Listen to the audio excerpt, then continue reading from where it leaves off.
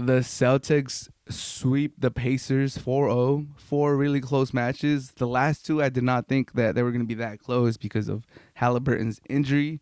But to the Pacers' credit, they fought, they clawed, they stayed in there. Rick Carlisle, gotta give him props, the coach, for getting his team ready, and they fought. They fought. Gotta give Turner credit. Gotta give Siakam credit. Gotta give T.J. McDonald credit.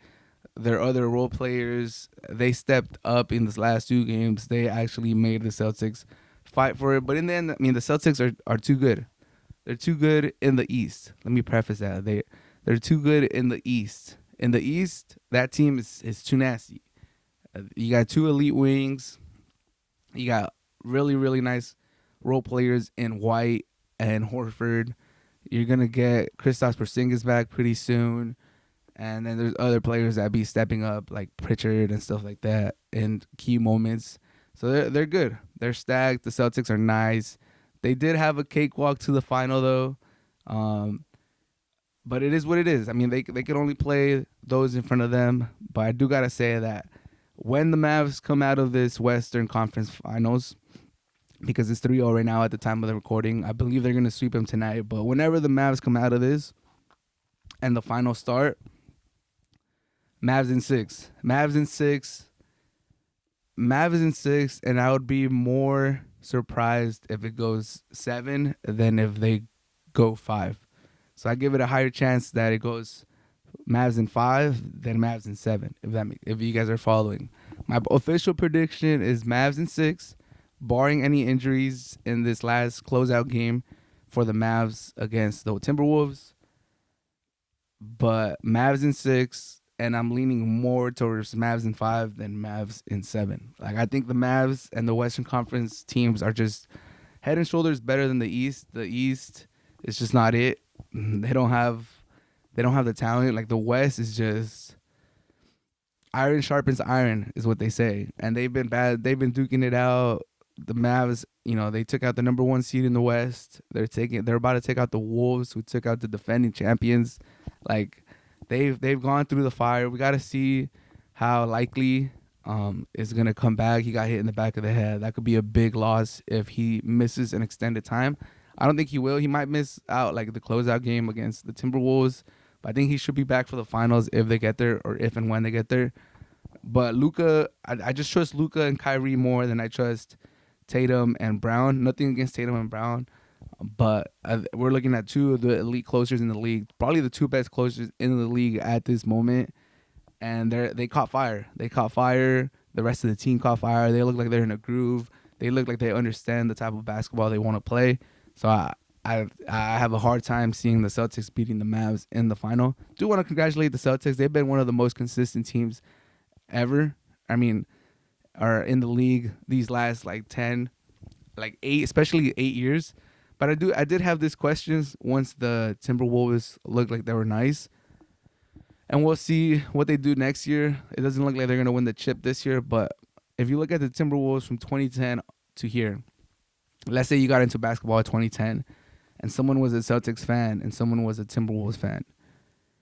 If you became an NBA fan in 2010, you would have lived through some pretty much good years in the Celtics. The Isaiah Thomas team, then the Kyrie team that, he got hurt, but they still went to the conference finals. And then you got to the Tatum era where they lost to the Warriors in the final. They're in another final right now, but they've been a consistent team basically since the 2010s. Always in the playoffs, 3 or 4 conference finals. This is their second finals appearance during that time, I believe. But if they lose to the Mavs, like I think they will, then that would be 0 chips. Just 14, 15 years of, consistency and great regular seasons and deep playoff runs, but no titles. And then let's say next year they have a similar year, first or second in the East, second or conference final appearance, and then they bow out again. But let's say the Timberwolves, retool this offseason and get to the finals next year and win it. Who would you rather be a fan of? For me, it's easy. I would have rather been a Timberwolves fan. Like, I would have lived through the 15 years of uncertainty, lived through the down years, live through that season where you get the number one overall pick with Anthony Edwards, live through the mediocrity and get that title, rather than being that consistent team that's always there and never wins it.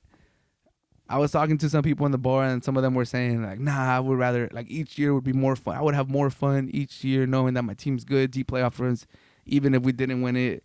Like, what's one year?" I'm like, "But you won a chip. That's the highest feeling ever. Like, that's the best feeling ever."